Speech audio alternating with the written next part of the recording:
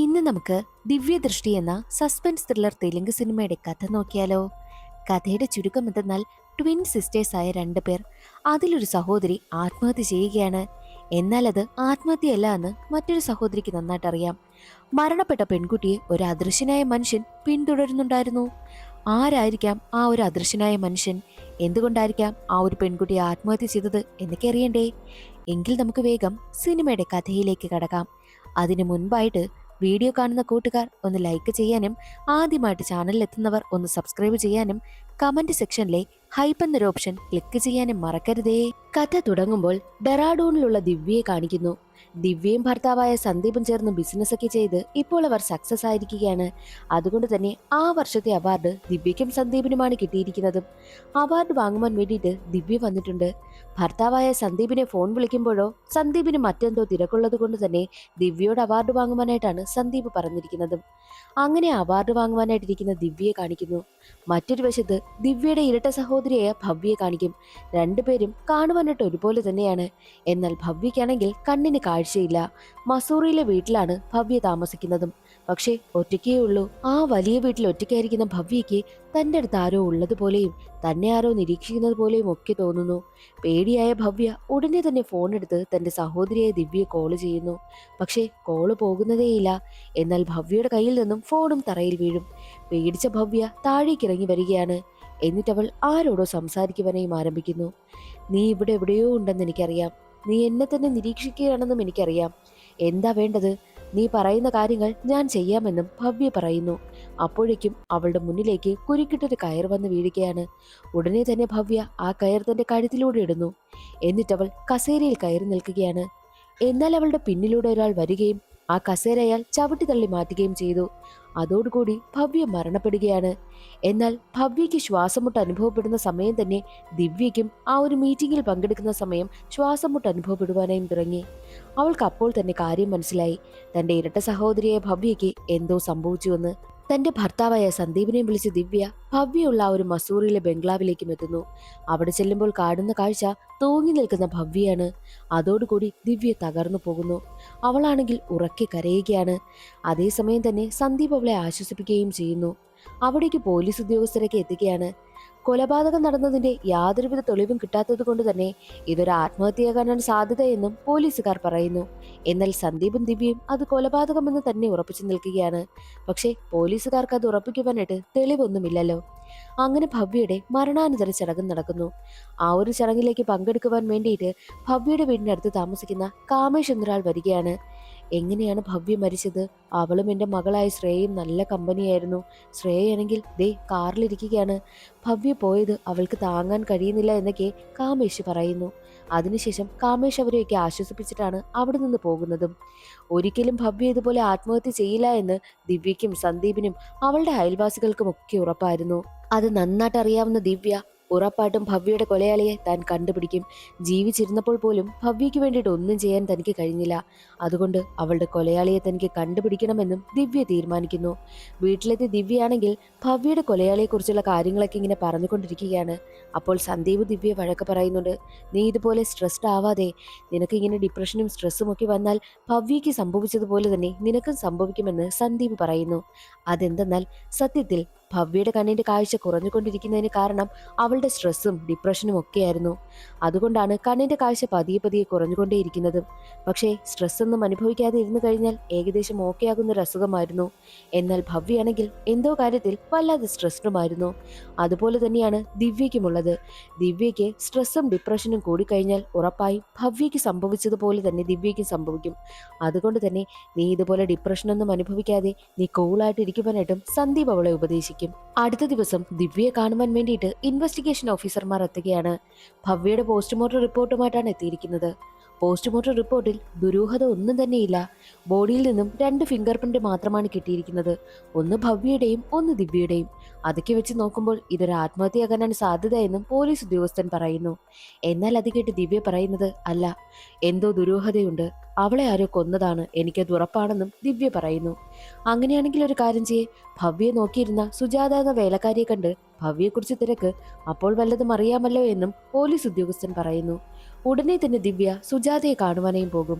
അതേസമയം തന്നെ സന്ദീപ് പറയുന്നുണ്ട് സുജാതയുടെ അടുത്ത് ചെന്നാലും അവൾക്കൊന്നും തന്നെ അറിയുവാൻ കഴിയില്ല എന്ന്. അത് കേട്ട പോലീസ് ഉദ്യോഗസ്ഥന്മാർ പറയുന്നുണ്ട് എന്തായാലും സത്യമങ്ങ് തുറന്നു പറഞ്ഞുകൂടെയെന്ന്. ഇതിൽ നിന്നും ഒരു കാര്യം മനസ്സിലാക്കാം, സന്ദീപ് എന്തോ കാര്യം ദിവ്യയിൽ നിന്ന് മറയ്ക്കുകയാണ്. എന്നാൽ ദിവ്യയാണെങ്കിൽ സുജാതയെ കാണുവാൻ വേണ്ടിയിട്ട് എത്തിയിട്ടുണ്ട്. സുജാതയ്ക്കും ഭവ്യെ പോലെ കണ്ണിന് കാഴ്ച കുറവാ. സുജാതയോട് ഭവ്യെക്കുറിച്ച് അന്വേഷിക്കുമ്പോഴോ അവൾക്ക് കണ്ണിന് കാഴ്ച കുറഞ്ഞു വന്ന സമയത്ത് ഞാനാ അവളുടെ കാര്യമൊക്കെ നോക്കിയിരുന്നത്.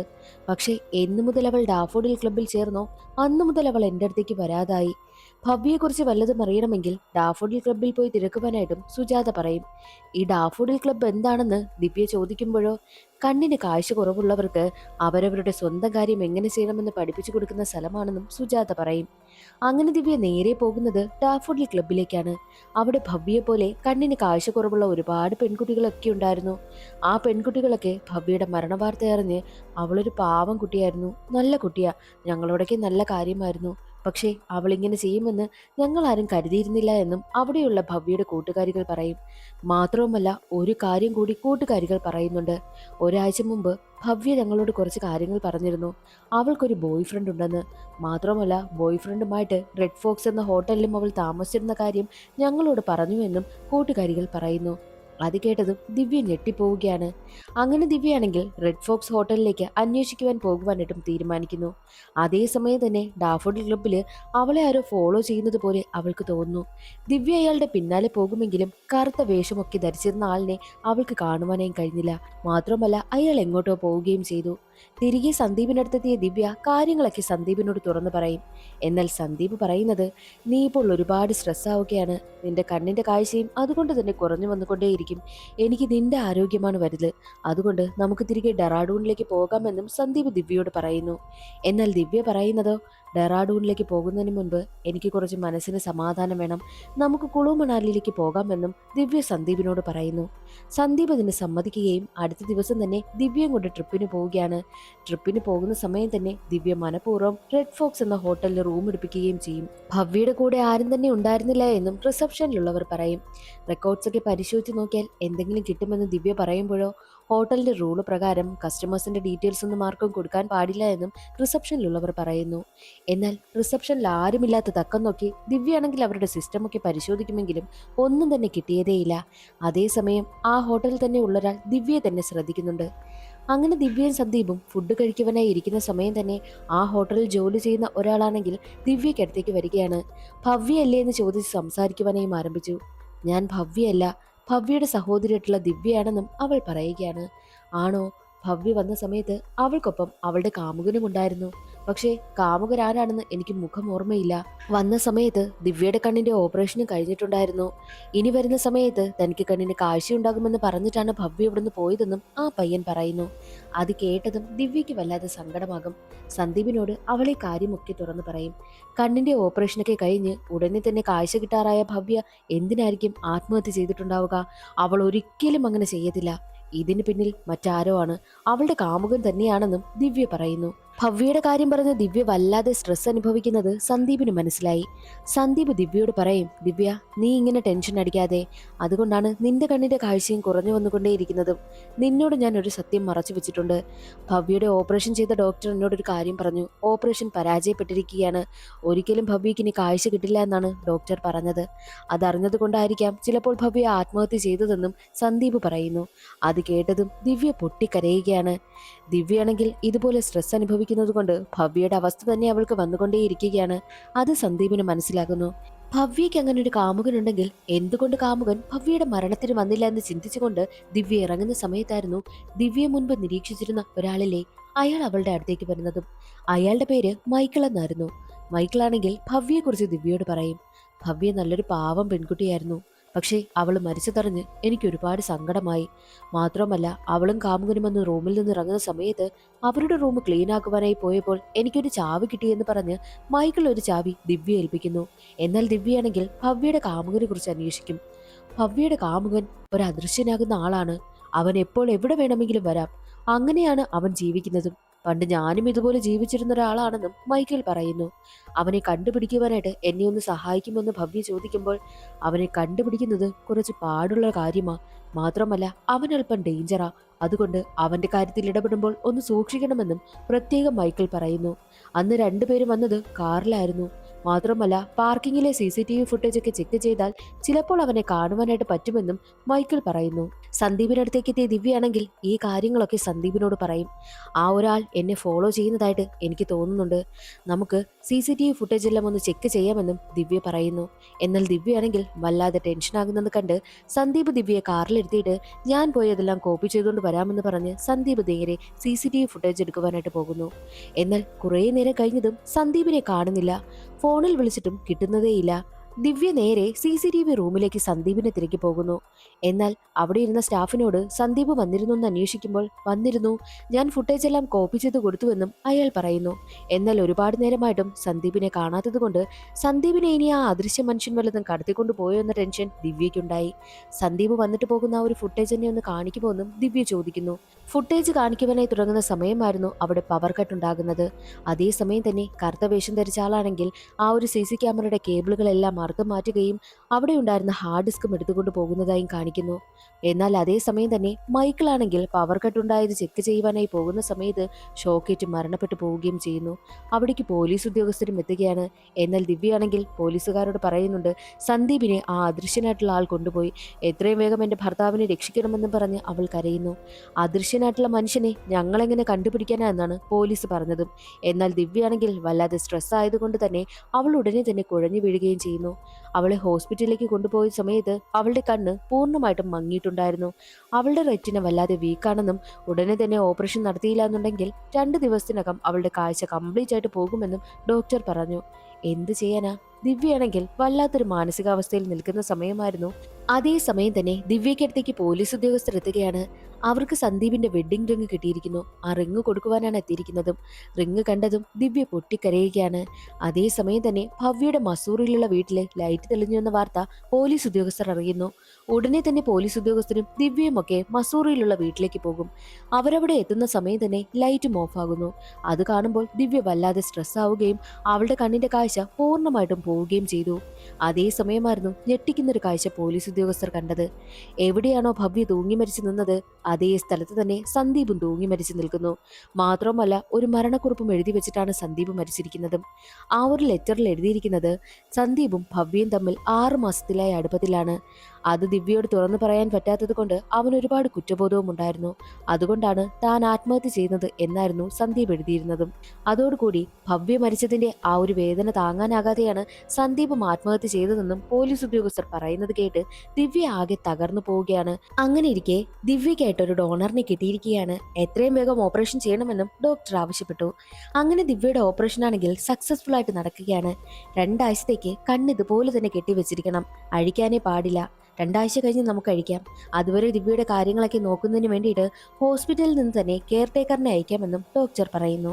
അങ്ങനെ ദിവ്യയാണെങ്കിൽ വീട്ടിലേക്ക് പോവുകയാണ്. ഡോക്ടർ പറഞ്ഞതുപോലെ തന്നെ ഒരു കെയർ ടേക്കറും അവിടേക്ക് വരുന്നു. കെയർ ടേക്കറിന്റെ പേര് അജയ് എന്നാണ്. പക്ഷേ മുഖം കാണിക്കുന്നതേയില്ല. ഞാനൊരു ലേഡിയാണല്ലോ ആവശ്യപ്പെട്ടത്, പിന്നെന്തിനാ നിങ്ങൾ വന്നതെന്നൊക്കെ ദിവ്യ ചോദിക്കുന്നു. വേണമെങ്കിൽ ഞാൻ ഹോസ്പിറ്റലിൽ വിളിച്ചു പറഞ്ഞ് ഏതെങ്കിലും ലേഡി സ്റ്റാഫിനെ അയക്കാൻ പറയാമെന്നും അജയ് പറയുമ്പോഴോ അത് കേട്ട് ദിവ്യയ്ക്ക് എന്തോ പാവം തോന്നും. ആ കുഴപ്പമില്ല, നിങ്ങൾ തന്നെ നിന്നാൽ മതിയെന്നും ദിവ്യ പറയുന്നു. അങ്ങനെ അന്ന് മുതൽ ദിവ്യയുടെ കാര്യങ്ങളെല്ലാം അജയ് നന്നായിട്ട് നോക്കും. ദിവസങ്ങൾ കടന്നു പോകെ ദിവ്യയ്ക്ക് അജയ്യോട് നല്ലൊരു അടുപ്പം തോന്നുന്നു. അജയ് എന്നും രാവിലെ ദിവ്യയുടെ വീട്ടിൽ വന്ന് ദിവ്യയുടെ കാര്യങ്ങളൊക്കെ നന്നായി നോക്കി അവൾക്ക് ആഹാരമൊക്കെ കൊടുത്ത് അവളെ രാത്രി ബെഡ്റൂമിൽ കൊണ്ടുവന്ന് കിടത്തിയതിനു ശേഷമാണ് അജയ് തന്റെ വീട്ടിലേക്ക് പോകാറുള്ളതും. മാത്രവുമല്ല എന്തെങ്കിലും ആവശ്യമുണ്ടെങ്കിൽ വിളിക്കുവാൻ വേണ്ടിയിട്ട് തന്റെ നമ്പറും ഡയൽ ചെയ്ത് കൊടുക്കുന്നു. വോയിസിലൂടെ തന്റെ നമ്പർ എടുക്കുന്ന രീതിയും സെറ്റ് ചെയ്ത് കൊടുത്തിട്ടാണ് അജയ് അവിടെ നിന്ന് പോകുന്നതും. പോകെ പോകെ ദിവ്യയ്ക്ക് അജയോടുള്ള അടുപ്പം കൂടിക്കൂടി വന്നുകൊണ്ടേയിരുന്നു. ഒരു ദിവസം അജയ്ക്ക് ദിവ്യ ഒരു പാർട്ടി വെക്കും. വൈൻ കുടിച്ചുകൊണ്ടിരിക്കുന്ന സമയം തന്റെ ഒപ്പം ഇരിക്കുന്നത് സന്ദീപാണെന്നൊരു തോന്നൽ അവൾക്കുണ്ടാകുന്നു. അവൾ അറിയാതെ തന്നെ അജയ് കിസ് ചെയ്യുവാനായി പോകും. അപ്പോഴാണ് അത് സന്ദീപ് അല്ല എന്ന സത്യവും അവൾ തിരിച്ചറിയുന്നത്. സോറി പറഞ്ഞ് അവൾ പിന്നോട്ട് പോവുകയാണ്. ഇരിക്കുകയാണ്. അന്നേ ദിവസവും ദിവ്യയാണെങ്കിൽ അജയ് റൂമിൽ കൊണ്ടുവന്ന് കിടത്തിയിട്ടാണ് തന്റെ വീട്ടിലേക്ക് പോകുന്നത്. എന്നാൽ അവൾ ഉറങ്ങുന്ന സമയത്ത് ആ അദൃശ്യനായിട്ടുള്ള മനുഷ്യൻ ആ റൂമിലേക്ക് വരുന്നു. എന്നിട്ടൊരു മരുന്നെടുത്ത് അവളെ ഇഞ്ചക്ട് ചെയ്യുവാനായി നോക്കുന്ന സമയം തന്നെ അദൃശ്യ മനുഷ്യൻ തന്റെ റൂമിലുണ്ട് എന്ന സത്യം അവൾ തിരിച്ചറിയുകയും ഉടനെ തന്നെ അവിടെ നിന്ന് രക്ഷപ്പെട്ടു പോകുവാനായും ശ്രമിക്കുന്നു. പുറത്തേക്ക് വരുന്ന സമയത്ത് തന്റെ അയൽവാസിയായ കാമേഷിന്റെ അടുത്തേക്കാണ് അവൾ വന്നതും. ആ അദൃശ്യ മനുഷ്യൻ തന്റെ വീട്ടിലുണ്ട്, അയാൾ എന്നെ ഉപദ്രവിക്കുവാനായി നോക്കുന്നു എന്നും ദിവ്യ പറയുന്നു. ദിവ്യയുടെ കണ്ണാണെങ്കിൽ കെട്ടിയിരിക്കുകയാണല്ലോ, അതുകൊണ്ട് തന്നെ കാമേഷ് ദിവ്യയെ തന്റെ വീട്ടിലേക്ക് കൂട്ടിക്കൊണ്ടുവരും. പക്ഷേ അത് നല്ല ഉദ്ദേശത്തോടെ ആയിരുന്നില്ല. വീട്ടിലേക്ക് കൂട്ടിക്കൊണ്ടുവന്ന ദിവ്യയെ കാമേഷ് കയറി പിടിക്കുകയാണ്. അവളോട് മോശമായി പെരുമാറുവാനൊക്കെ ശ്രമിക്കുന്നു. എന്നാൽ ഇതെല്ലാം കാമേഷിന്റെ മകളായ ശ്രേയ കാണുന്നുണ്ട്. എന്നാൽ ദിവ്യയാണെങ്കിൽ കാമേഷിനെ അവിടെ നിന്ന് തട്ടിമാറ്റിയിട്ട് വീണ്ടും പുറത്തേക്കിറങ്ങി ഓടുന്ന സമയത്ത് അവൾ അജയെ വിളിച്ചിട്ടുണ്ടായിരുന്നു. അജയ് ഉടനെ തന്നെ ദിവ്യയ്ക്ക് അടുത്തേക്ക് എത്തി. എന്നിട്ട് അജയ് ആണെങ്കിൽ ദിവ്യ അവിടെ നിന്ന് നേരെ തന്റെ വീട്ടിലേക്കാണ് കൂട്ടിക്കൊണ്ടു പോകുന്നതും. ദിവ്യയ്ക്കും തന്റെ വീട് സേഫ് അല്ല, അജയുടെ വീട് സേഫ് ആണെന്ന് തോന്നിയത് കൊണ്ടാണ് അജയ്ക്കൊപ്പം അവൾ പോയത്. പോലീസിനെ വിളിക്കണമെന്ന് ചോദിക്കുമ്പോൾ വിളിക്കേണ്ട എന്നാണ് അവൾ പറയുന്നത്. പക്ഷേ ഇത്രയും നേരമായിട്ടും അജയുടെ മുഖമൊന്നും നമ്മളെ കാണിക്കുന്നതേയില്ല. അജയ് ദിവ്യയ്ക്ക് കുടിക്കുവാനായിട്ട് വെള്ളമെടുക്കുവാൻ കിച്ചണിൽ പോയ സമയമായിരുന്നു ദിവ്യയെ ഫോളോ ചെയ്ത് കാമേഷിന്റെ മകളായ ശ്രീയ ദിവ്യയ്ക്ക് അടുത്തേക്ക് എത്തിയതും. എന്നിട്ട് ദിവ്യയുടെ ഒരു കാര്യം പറയും. എൻ്റെ അച്ഛൻ നിങ്ങളോട് മോശമായി പെരുമാറുന്നത് ഞാൻ കണ്ടു. നിങ്ങളുടെ വീട്ടിൽ അദൃശ്യനായിട്ടുള്ള ഒരു മനുഷ്യൻ കയറിയല്ലേ? പക്ഷേ നിങ്ങൾ വിചാരിക്കും പോലെ ആ അദൃശ്യനായ മനുഷ്യൻ വേറെ ആരുമല്ല, നിങ്ങൾക്കൊപ്പമുള്ള അജയ് തന്നെയാണ്. ഞാൻ അയാളെ നേരിട്ട് കണ്ടിരുന്നു. അയാളുടെ യഥാർത്ഥ പേര് അജയ് എന്നൊന്നുമല്ല, അനിൽ എന്നാണ്. ഞാൻ അയാളെ ആദ്യമായിട്ട് നേരിൽ കാണുന്ന ദിവസം അയാളുടെ കയ്യിൽ നിന്നും ഒരു ചാവി തറയിൽ വീണിരുന്നു. ദേ ഇതാണ് ആ ചാവി. അയാളുടെ ഈ വീട്ടിലെ ഏതോ രഹസ്യ സങ്കേതത്തിൻ്റെതാണെന്നും ശ്രേയ പറയുന്നു. എന്നിട്ട് ആ ചാവിയാണെങ്കിൽ ദിവ്യയെ ഏൽപ്പിക്കുകയാണ്. ഞാനിവിടുത്തെ ബാത്റൂമിൽ ഒളിച്ചിരിക്കാം, അയാളുടെ കയ്യിൽ നിന്നും എങ്ങനെയെങ്കിലും രക്ഷപ്പെട്ട് അവിടേക്ക് വരണമെന്ന് പറഞ്ഞിട്ടാണ് ശ്രീയ അവിടെ നിന്ന് പോകുന്നത്. എന്നാൽ അതേ സമയം തന്നെ ദിവ്യയ്ക്കാണെങ്കിൽ വല്ലാതെ ടെൻഷനാവുകയും അവൾ അവളുടെ കണ്ണിന്റെ കെട്ടഴിക്കുകയും ചെയ്തു. 2 ആഴ്ചയിലേ പറഞ്ഞിരുന്നത്, 2 ആഴ്ച ഇപ്പോൾ കഴിഞ്ഞിരിക്കുകയാണ്. അതുകൊണ്ടാണ് ധൈര്യമായിട്ട് അവൾ കെട്ടഴിച്ചിരിക്കുന്നത്. അപ്പോഴേക്കും അവൾക്ക് പൂർണ്ണമായിട്ടും കാഴ്ച കിട്ടിയിരുന്നു. അവൾക്ക് സന്തോഷമാവുകയും ചെയ്തു. അങ്ങനെ ദിവ്യ ആ വീട്ടിലെ രഹസ്യ സങ്കേതം കണ്ടെത്തുകയും ശ്രേയ കൊടുത്ത ചാവി ഉപയോഗിച്ച് ആ റൂം തുറന്ന് അകത്തേക്ക് കടക്കുകയും ചെയ്തു. അപ്പോഴാണ് ഞെട്ടിക്കുന്ന കുറച്ച് കാര്യങ്ങൾ അവൾ കാണുന്നതും. അവിടെ മുഴുവൻ ഭവ്യയുടെ ഫോട്ടോയും ഭവ്യയുടെ മരണവാർത്തയും ഒക്കെയായിരുന്നു ഒട്ടിച്ചു വെച്ചിരുന്നതും. അതിൽ നിന്നും ദിവ്യയ്ക്ക് ഒരു കാര്യം മനസ്സിലായി. യഥാർത്ഥത്തിൽ ഭവ്യയെ പ്രണയിച്ചിരുന്നത് ഈ അനിലാണ്. അനിൽ പതിയെ പതിയെ ഭവ്യയുടെ കണ്ണിന്റെ കാഴ്ച നഷ്ടപ്പെടുത്തുകയാണ് ചെയ്തത്. കണ്ണിന് കാഴ്ചയില്ലെങ്കിൽ എപ്പോഴും അവൾ തന്നോടൊപ്പം കാണുമല്ലോ എന്ന സൈക്കോ മൈൻഡായിരുന്നു അനിലിന്. അതിനു വേണ്ടിയിട്ടാണ് അവൻ ഇഞ്ചക്ഷൻ കൊടുത്ത് അവളുടെ കണ്ണിന്റെ കാഴ്ച പൂർണ്ണമായിട്ടും കളഞ്ഞുകൊണ്ടേയിരുന്നതും. എന്നാൽ ഒരു ഘട്ടത്തിൽ ഭവ്യയ്ക്ക് കാര്യങ്ങളെല്ലാം മനസ്സിലായി. അതോടുകൂടി ഭവ്യ അനിലിനെ വിട്ടുപോവുകയാണ് ചെയ്തതും. എന്നാൽ അനിലിന് അത് താങ്ങാനായില്ല. പിന്നീടുള്ള ദിവസങ്ങളിലെല്ലാം ഭവ്യ അവൻ വല്ലാതെ ടോർച്ചർ ചെയ്യുമായിരുന്നു. അദൃശ്യനായിട്ട് വന്നാണ് ടോർച്ചർ ചെയ്തുകൊണ്ടേയിരുന്നതും. അത് താങ്ങാനാകാത്ത ഭവ്യയാണെങ്കിൽ താൻ ആത്മഹത്യ ചെയ്യുമെന്ന് അനിലിനെ ഭീഷണിപ്പെടുത്തി. അവൾ കയറി നിന്ന കസേര ദേഷ്യമെന്ന് അനിലാണെങ്കിൽ ചവിട്ടി തെറിപ്പിക്കുകയാണ് ചെയ്തത്. അതോടുകൂടിയാണ് ഭവ്യ മരണപ്പെട്ടതും. എന്നാൽ ഭവ്യയുടെ മരണശേഷം അനിലാണെങ്കിൽ വല്ലാതെ തകർന്നു പോവുകയുണ്ടായി. അവളുടെ ഓർമ്മകളിൽ മാത്രമാണ് അനിൽ ജീവിച്ചതും. താനിനി ജീവിച്ചിരിക്കില്ല എന്ന് ചിന്തിക്കുന്ന സമയത്തായിരുന്നു ഭവ്യയുടെ ഇരട്ട സഹോദരിയെ ദിവ്യയെ കണ്ടതും. രണ്ടുപേരും കാഴ്ചയിൽ ഒരുപോലെ തന്നെയാണല്ലോ. അതുകൊണ്ട് തന്നെ വീണ്ടും ദിവ്യയോട് അനിലിന് അടുപ്പം തോന്നുന്നു. ഭവ്യയെ പോലെ തന്നെ ദിവ്യയും കൂടെ നിർത്തണമെന്ന് കരുതിയാണ് അനിൽ അവളെ ഇഞ്ചക്ട് ചെയ്ത് അവളുടെ കണ്ണിന്റെ കാഴ്ച മുഴുവനായിട്ടും കളയുവാനായി തീരുമാനിച്ചത്. ഇതെല്ലാം ഇപ്പോൾ ദിവ്യയ്ക്ക് മനസ്സിലായി. അങ്ങനെ ദിവ്യയാണെങ്കിൽ ശ്രേയ പറഞ്ഞ ആ ബാത്റൂമിനടുത്തേക്ക് ചെല്ലുകയാണ്. എന്നാൽ കാണുന്ന കാഴ്ച അവിടെ ക്രൂരമായി കൊല്ലപ്പെട്ടിരിക്കുന്ന ശ്രേയയാണ് കണ്ടതും. അനിലാണ് അവളെ കൊന്നിരിക്കുന്നത്. അത് മനസ്സിലാക്കി ദിവ്യയാണെങ്കിൽ ആകെ തകർന്നു പോകുന്നു. അതേസമയം തന്നെയായിരുന്നു ദിവ്യയ്ക്കടുത്തേക്ക് അനിൽ വരുന്നതും. കണ്ണിന്റെ കെട്ട് എന്താ അഴിച്ചതെന്ന് ചോദിക്കുമ്പോൾ, കണ്ണിന്റെ കെട്ടഴിച്ചത് എൻ്റെ അടുത്തേക്ക് സ്ത്രീയെ വന്നിരുന്നു, അതുകൊണ്ടാണ് ഞാൻ കെട്ടഴിച്ചത്, അവൾ പറഞ്ഞിട്ടാണ് അഴിച്ചതെന്നും ദിവ്യ കള്ളം പറയും. മാത്രമല്ല ഒരു കള്ളം കൂടി ദിവ്യ പറയുന്നുണ്ട്. എനിക്ക് കെട്ടഴിച്ചപ്പോൾ ഒരു കാര്യം മനസ്സിലായി, എനിക്ക് ഒട്ടും തന്നെ കാഴ്ചയില്ല, എൻ്റെ സർജറി ഫെയിലായെന്ന് തോന്നുന്നതെന്നും അവൾ പറയുന്നു. അവൾ കള്ളം പറഞ്ഞതാണ്. എന്നാൽ അത് വിശ്വസിക്കാത്ത അനിലാണെങ്കിൽ അത് ചെക്ക് ചെയ്യുന്നതിന് വേണ്ടിയിട്ട് ദിവ്യയുടെ കണ്ണിനടുത്തേക്ക് കത്തി കൊണ്ടുപോകുന്നു. അപ്പോഴാണ് അനിലിന്റെ യഥാർത്ഥ രൂപം നമ്മളെ കാണിക്കുന്നതും. എന്നാൽ കത്തി വരുന്ന സമയം തന്നെ ദിവ്യ കണ്ണ് ചിമ്മുന്നതേയില്ല. അതോടുകൂടി അവൾ പറഞ്ഞത് സത്യമാണെന്നും അവളുടെ കണ്ണിന് കാഴ്ചയില്ല എന്നും അനിൽ അങ്ങ് ഉറപ്പിച്ചു. അങ്ങനെ അനിൽ ശ്രീയുടെ ഡെഡ് ബോഡി പാക്ക് ചെയ്യുന്നു.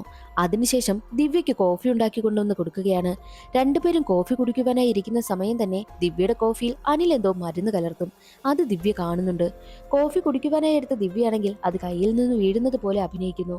അത് കാണുന്ന അനിലിന് ദേഷ്യം വരികയും തന്റെ കോഫിയിൽ കൂടി മരുന്ന് കലർത്തിയിട്ട് അവൾക്ക് കൊടുക്കുകയും ചെയ്യുന്നു. അതും അതുപോലെ തന്നെ അവൾ തറയിൽ കളയും.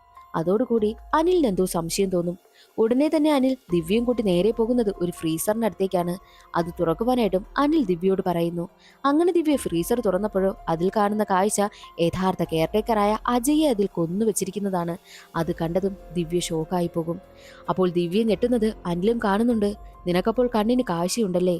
ഭവ്യയും ഇതുപോലെ തന്നെയായിരുന്നു. കണ്ണിന് കാഴ്ചയില്ലാത്തപ്പോൾ അവൾക്ക് എന്നോട് നല്ല സ്നേഹമായിരുന്നു. എന്നാൽ കാഴ്ച കിട്ടിയപ്പോഴോ അവൾക്ക് എന്നോട് സ്നേഹമില്ല. അതുകൊണ്ട് അവൾ ജീവിക്കേണ്ടെന്ന് ഞാനങ്ങ് കരുതിയത്. നീയും അതുപോലെ തന്നെയാ. കാഴ്ചയില്ലാത്തപ്പോൾ നിനക്ക് എന്ത് സ്നേഹമായിരുന്നു എന്നോട് എന്ന് പറഞ്ഞ് അവളെ ഉപദ്രവിക്കുവാനായി നോക്കും. എന്നിട്ടനിൽ ദിവ്യയുടെ കണ്ണ് കെട്ടിയിട്ട് അവളെയും കൊണ്ട് നേരെ അവളുടെ വീട്ടിലേക്ക് വരും. സാധനങ്ങളൊക്കെ പാക്ക് ചെയ്യുവാനായും പറയും. അതേ സമയം തന്നെയായിരുന്നു ദിവ്യ അവിടെ നിന്നും രക്ഷപ്പെട്ട് ഓടുന്നതും. അവൾ നേരെ ഓടി വരുന്നത് കണ്ണിന് കാഴ്ചയില്ലാത്ത സുജാത എന്ന സ്ത്രീയുടെ വീട്ടിലേക്കാണ്. സുജാതയോട് പറയുന്നുണ്ട്, ആ അദൃശ്യനായ മനുഷ്യൻ എന്നെയും ഫോളോ ചെയ്തെത്തിയിരിക്കുകയാണ്. അവൻ എന്നെ കൊല്ലുമെന്നൊക്കെ പറഞ്ഞ് കത്തിയെടുത്ത് പുരട്ടുന്നു. അതേ സമയം തന്നെ അനിൽ അവിടേക്ക് കയറി വരികയാണ്. അപ്പോഴാണ് കഥയിലൊരു ഞെട്ടിക്കുന്ന ട്വിസ്റ്റ്. എന്തെന്നാൽ അനിൽ അവിടെ നിന്ന് പറയുന്നുണ്ട്, അമ്മ, അവള് പറയുന്നതൊന്നും വിശ്വസിക്കരുതെന്ന്. സത്യത്തിൽ സുജാത അനിലിന്റെ അമ്മയാണ്. അത് കേട്ടതും ദിവ്യയും ഞെട്ടിപ്പോവുകയാണ്. എന്നാൽ അനിൽ പറയുന്നത് കേട്ട് അമ്മയാണെങ്കിലോ അവിടെ ഉണ്ടായിരുന്ന വലിയൊരു ബോട്ടിലെടുത്ത് ദിവ്യയുടെ തലക്കടിക്കുകയും ചെയ്തു. അതോടുകൂടി ദിവ്യയും ബോധം കെട്ട് വീഴുകയാണ്. എന്നാൽ അതേ സമയത്തായിരുന്നു ടേബിളിന് പുറത്തിരിക്കുന്ന ബുക്കും അമ്മയുടെ കണ്ണടയും കാണുന്നത്. അതോടുകൂടി അനിലിനൊരു കാര്യം മനസ്സിലായി. അമ്മയ്ക്കും കണ്ണിന് കാഴ്ചയുണ്ട്. തന്നോട് അഭിനയിക്കുകയാണ് ചെയ്യുന്നതെന്ന്. സത്യത്തിൽ ഈ അനിൽ കുട്ടിക്കാലത്ത് കാഴ്ചയില്ലാത്തവർക്കൊപ്പമായിരുന്നു ജീവിച്ചിരുന്നത്. അതുകൊണ്ട് തന്നെ തന്നോടൊപ്പം ജീവിക്കുന്നവരും കാഴ്ചയില്ലാതിരിക്കണമെന്നാണ് അനിൽ ആഗ്രഹിച്ചതും. അതുകൊണ്ടാണ് തന്റെ കൂടെയുള്ളവരെ എല്ലാവരെയും കാഴ്ച അവൻ നശിപ്പിക്കുന്നതും. എന്നാൽ അമ്മയ്ക്ക് കാഴ്ചയുണ്ടെന്ന് മനസ്സിലായതോടുകൂടി അവിടെ ഉണ്ടായിരുന്ന ഒരു ഇഞ്ചക്ഷൻ എടുത്ത് അമ്മയുടെ കണ്ണിൽ ഇഞ്ചക്ട് ചെയ്ത് കൊടുക്കുകയാണ്. അതോടുകൂടി അമ്മയുടെ കണ്ണിന്റെ കാഴ്ചയും പോയി. എന്നാൽ ദിവ്യയാണെങ്കിൽ അവിടെ നിന്ന് ചാടി എഴുന്നേൽക്കുകയും തന്റെ കയ്യിലുണ്ടായിരുന്ന കത്തി ഉപയോഗിച്ച് അനിലിനെ കുത്തി പരിക്കേൽപ്പിക്കുകയും ചെയ്തു. എന്നിട്ട് അവൾ അവിടെ നിന്നും ഓടി രക്ഷപ്പെടുവാനായും ശ്രമിക്കുന്നുണ്ട്. ദിവ്യ രക്ഷപ്പെടുവാനായി നോക്കുമെങ്കിലും അവിടുത്തെ വാതിലെല്ലാം പൂട്ടിയിരിക്കുകയായിരുന്നു. ഉടനെ തന്നെ ദിവ്യ അവിടെ ഉണ്ടായിരുന്ന ലാൻഡ് ഫോൺ വഴി പോലീസ് സ്റ്റേഷനിൽ വിളിച്ച് വിവരം പറയും. അപ്പോഴേക്കും ദിവ്യക്കടുത്തേക്ക് അനിൽ എത്തിയിരുന്നു. ദിവ്യയെ കൊല്ലുവാനായിട്ട് അനിൽ ശ്രമിക്കും. എന്നാൽ ദിവ്യയും അനിലിനോട് തിരിച്ച് പോരാടി നിൽക്കുകയാണ്. അവിടെ വെച്ച് ദിവ്യയും അനിലും തമ്മിൽ ഒരു ഫൈറ്റ് തന്നെ നടക്കുന്നു. അതേസമയം തന്നെയായിരുന്നു പോലീസ് ഉദ്യോഗസ്ഥർ അവിടേക്ക് എത്തുന്നതും കതക് തള്ളി തുറന്ന് അകത്തേക്ക് കടക്കുന്നതും. അവരുടെ കയ്യിൽ ടോർച്ച് ലൈറ്റ് ഉണ്ടായിരുന്നു. അതുപയോഗിച്ച് അനിലിന്റെ മുഖത്തേക്ക് അടിക്കും. അനിലിനാണെങ്കിൽ വെളിച്ചം ഒട്ടും തന്നെ ഇഷ്ടമല്ല. അതുകൊണ്ട് തന്നെ അവൻ ഭവ്യയുടെ മുഖം മനസ്സിലോർത്തുകൊണ്ട് തന്റെ കയ്യിലിരുന്ന കത്തി ഉപയോഗിച്ച് കഴുത്തറുത്ത് മരണപ്പെടുന്നു. അതോടുകൂടി ദിവ്യയ്ക്കും വല്ലാതെ സ്ട്രെസ് ആവുകയും അവളുടെ കണ്ണിന്റെ കാഴ്ച വീണ്ടും നഷ്ടമാവുകയും ചെയ്തു. അങ്ങനെ കുറെ ദിവസങ്ങൾക്ക് ശേഷമാണ് കാണിക്കുന്നത്. സന്ദീപിന്റെ ഡെഡ് ബോഡി കാണുവാൻ വേണ്ടിയിട്ട് ദിവ്യ എത്തിയിരിക്കുകയാണ്. പക്ഷേ ദിവ്യയ്ക്ക് കണ്ണിന് കാഴ്ചയില്ലല്ലോ. ദിവ്യ തന്റെ കൈ ഉപയോഗിച്ച് സന്ദീപിന്റെ മുഖമാകെ തൊട്ടു നോക്കുന്നു. അപ്പോഴാണ് സന്ദീപിന് കണ്ണില്ല എന്നുള്ള കാര്യം അവൾ മനസ്സിലാക്കുന്നതും. ഡോക്ടർ, സന്ദീപിന്റെ കണ്ണെവിടെ പോയിന്ന് തിരക്കുമ്പോൾ സന്ദീപിന്റെ കണ്ണാണ് നിനക്ക് വെച്ചിരിക്കുന്നതെന്നും ഡോക്ടർ പറയുന്നു. പക്ഷേ ആ കണ്ണിന്റെ കാഴ്ചയും പോയിരിക്കുകയാണല്ലോ. തനിക്ക് വേണ്ടിയിട്ട് സന്ദീപ് കണ്ണ് തന്നല്ലോ. സന്ദീപിന്റെ കണ്ണാണ് തന്റെ കൈവശമുള്ളതെന്ന് അറിഞ്ഞതോടുകൂടി ദിവ്യ പൊട്ടിക്കരയുകയാണ്. അതേസമയം തന്നെ ഡോക്ടർ ഒരു കാര്യം പറയുന്നു, അടുത്തൊരു ഡോണറിനെ കൂടി കിട്ടിയിരിക്കുകയാണ്. എത്രയും വേഗം ഓപ്പറേഷൻ ചെയ്യാം. അപ്പോൾ വീണ്ടും കണ്ണിന്റെ കാഴ്ച തിരികെ കിട്ടുമെന്നും ഡോക്ടർ പറയുന്നു. എന്നാൽ ദിവ്യ അതിന് തയ്യാറാകുന്നില്ല. തന്റെ പ്രിയപ്പെട്ട സന്ദീപിന്റെ കണ്ണല്ലേ തന്റെ കണ്ണിൽ വെച്ചിരിക്കുന്നത്. അതുകൊണ്ട് തന്നെ തനിക്കിനി ഒരു ഓപ്പറേഷനും വേണ്ട. താൻ ഇങ്ങനെ തന്നെ ജീവിച്ചോളാം തന്റെ സന്ദീപിന്റെ ഓർമ്മകളുമായി എന്നും ദിവ്യ പറഞ്ഞ് പൊട്ടിക്കരയുകയാണ്. അതോടുകൂടി സിനിമയുടെ കഥ അവിടെ അവസാനിക്കുന്നു. ഇന്നത്തെ വീഡിയോ എല്ലാവർക്കും ഇഷ്ടമായെന്ന് കരുതുന്നു. ഇഷ്ടമായാലൊന്ന് ലൈക്ക് ചെയ്ത് സപ്പോർട്ട് ചെയ്യാൻ മറക്കരുതേ. അടുത്തൊരു വീഡിയോയിൽ കാണാം. അതുവരെ എല്ലാവർക്കും ബൈ.